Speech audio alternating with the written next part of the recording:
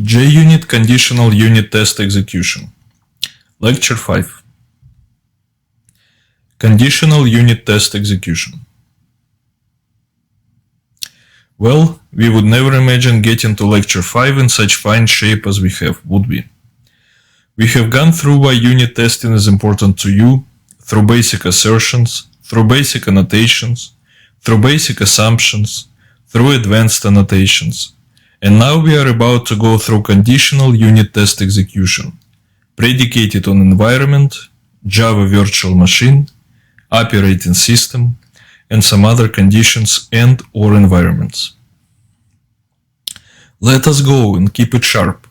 The next and final 3 lectures will make an advanced JUnit practitioner out of you. Remember, writing the code that you think is correct is not enough. Your unit tests must all pass and continue passing for you to be sure there is not a gazillion mistakes in your code base. And now, a little bit of my patented motivational speaking on the next slide. So a gazillion mistakes in the code base could be a career-busting proposition. At the very least, it could be the end of the current particular employment. On the other hand, well-tested code is a ticket to better things in the future in your current job or in another opportunity. Keep motivated and happy you're ingesting this course, because the goal of this course is, as stated numerous times before, better things for you, your family, and your children now and in the future. Well, now with my patented motivational talk aside, let us get to the gist of Lecture 5. So there are 2 annotations which you can use to turn tests on or off, depending on the operating system detected by the JUnit runtime. These annotations are, and I'm going to make a 10-second pause for each of those. At enabled on OS.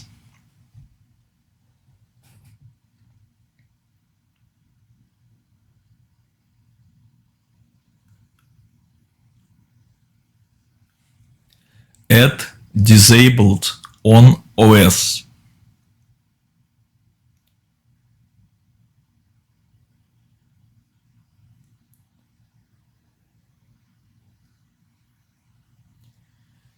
For example, and I'm going to make a 15-second pause for each of those next 2 methods. At test, at enabled on OS, os.mac, void test method, method body.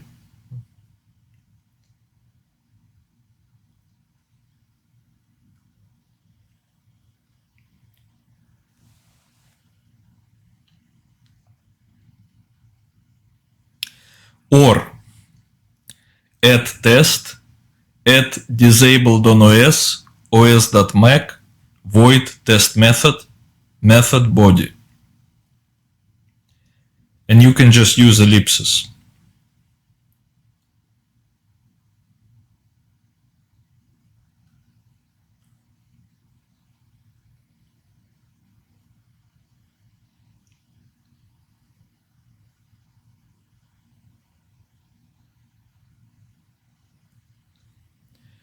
Let us continue.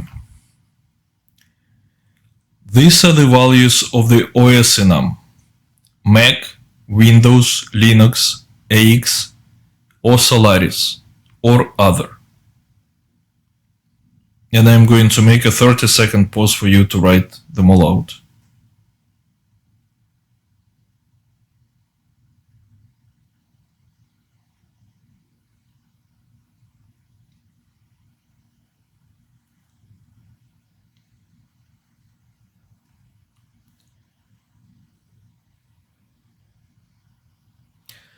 Most annotations which cause conditional unit test execution are picked up only once. If you specify them more than once on a class or on a method, only the first such annotation is processed and the rest are ignored. Conditional annotations also function as meta-annotations. You can combine them as meta-annotations in order to create a new annotation that specifies multiple behaviors. and examples will follow in later slides. This could help us create a custom annotation that would look like this, at test on Mac, for example, which sometimes comes in handy and cleans up the code base from multiple lines of annotations. Other annotations enable or disable unit tests based on GRE conditions, such as, and I'm gonna make a 10-second pause for each one of those. At enabled on GRE,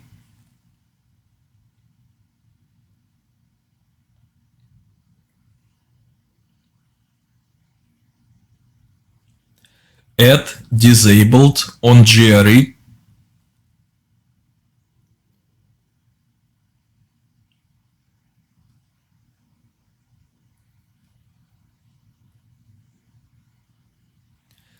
at enabled for GRE range,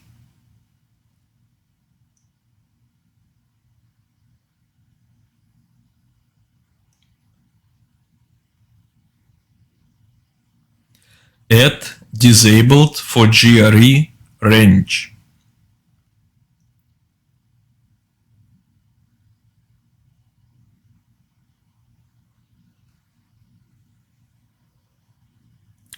These last two are used if you want to enable or disable testing for a range of GRE versions, for example from 8 to 13. Example usages follow, and I'm going to make a minute-long pause for you to write them all out if you wish, or to study them at leisure.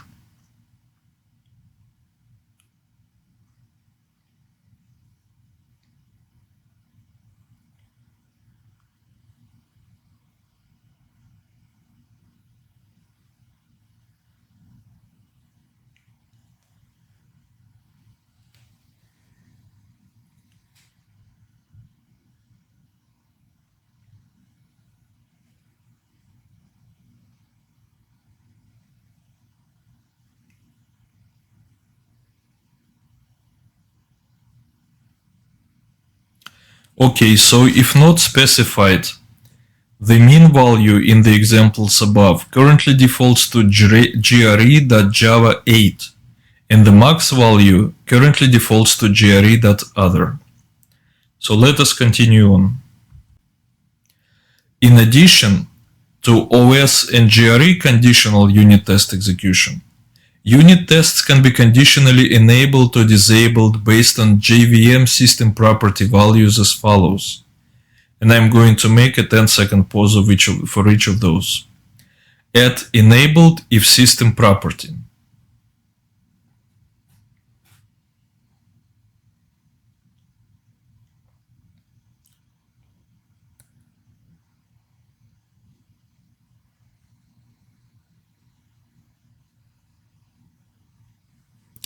At disabled if system property.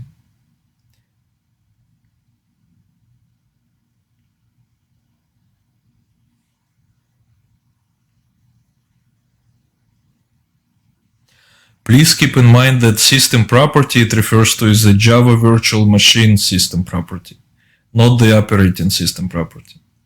So these two annotations take two attributes, named and matches. Matches can contain either a literal value or it can be a regular expression. Usage examples follow, and I'm going to make a 1-minute pause for you to study it or to write it out at your leisure.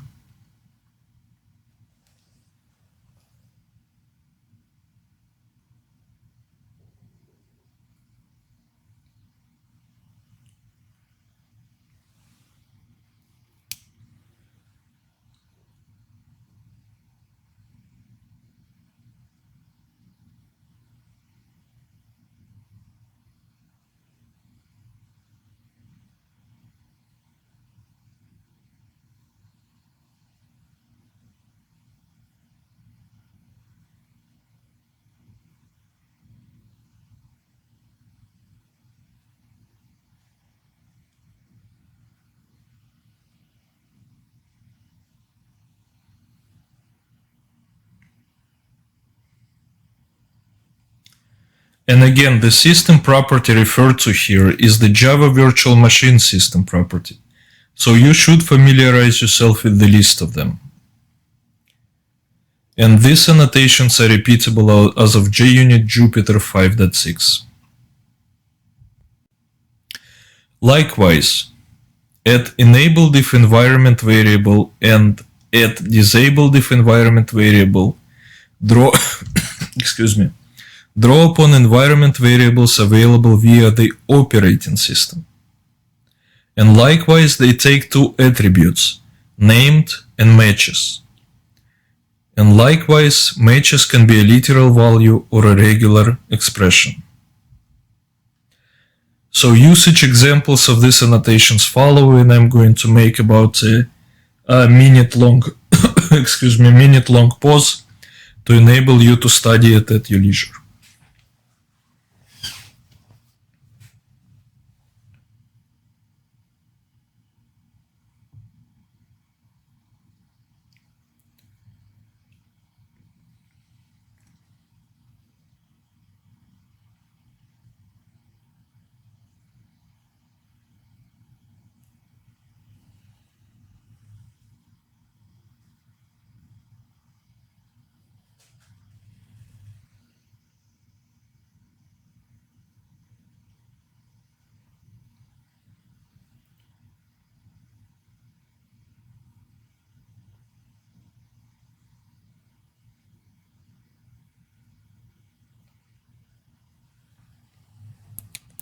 And likewise, from JUnit 5.6 Jupyter, these are repeatable annotation, and I apologize for my throat problems.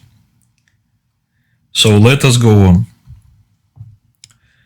A great feature of JUnit is the ability to use some of its annotations as meta-annotations, and to create custom annotations this way. For example, we could create a custom annotation that would run a unit test if the operating system were Linux and GRE were version 11 or above, and architecture were 64-bit and the environment wasn't staging, by doing the following. And I'm going to make a 1-minute pause for you to study this piece of code. And if you feel, write it out, although it's not necessary in this case. But it is always nice. So you have 1 minute.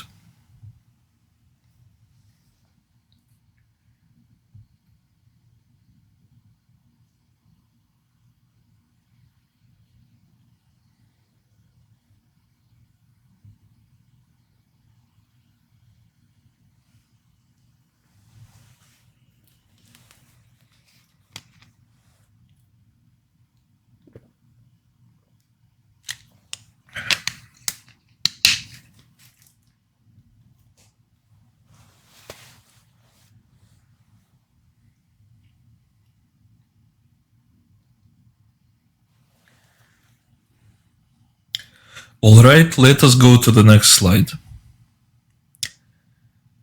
So you are not likely to be this fine-grained, and if your application requires this fine-grainedness, it should probably be refactored.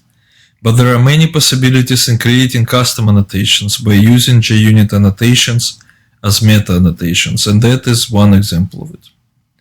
Let us rehash in the next slide all the conditional annotations we have covered. There are quite a few of them, and they're all on the same slide, so please bear with us. We have covered 10 conditional annotations present in the JUnit runtime, which were at enabled on OS, at disabled on OS, at enabled on GRE, at disabled on GRE, at enabled for GRE range, at disabled for GRE range, at enabled if system property, at disabled if system property, at enabled if environment variable, at disabled if environment variable. I'm going to make about 90-second pause to allow you to write them out one more time. I highly recommend you do, because it will cause you to memorize them much better. so please do so.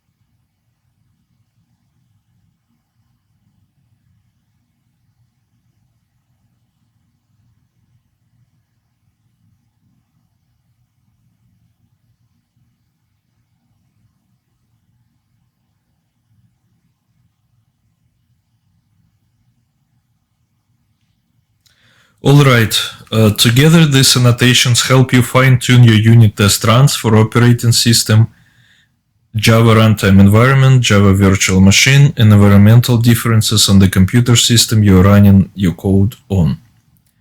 Remember, these annotations can be used to decorate a unit test or a test class, in which case they will apply to all the unit tests in that test class. So, we are at the end of lecture 5, and you have grown tremendously as a practitioner of unit testing, because in addition to theory, we have done quizzes and labs to be hands-on. If you skipped over labs, you missed about 90% of the utility of this course. Fortunately, the labs are clearly marked and in their own separate units of video, so you can go back to them easily in order to pass them thoroughly. If you have followed the labs, congratulations, because your memory now holds the doing you did on those labs, and you are now able to repeat this doing in your work, your open source contribution, etc. You have become an intermediate to advanced practitioner of JUnit, and you have not even noticed. Great job, but still more can be done.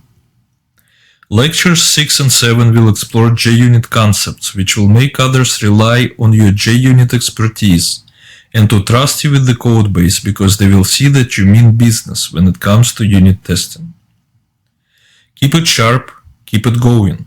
We are getting closer to the end of the course and to your new and improved professional and personal life. Let's go.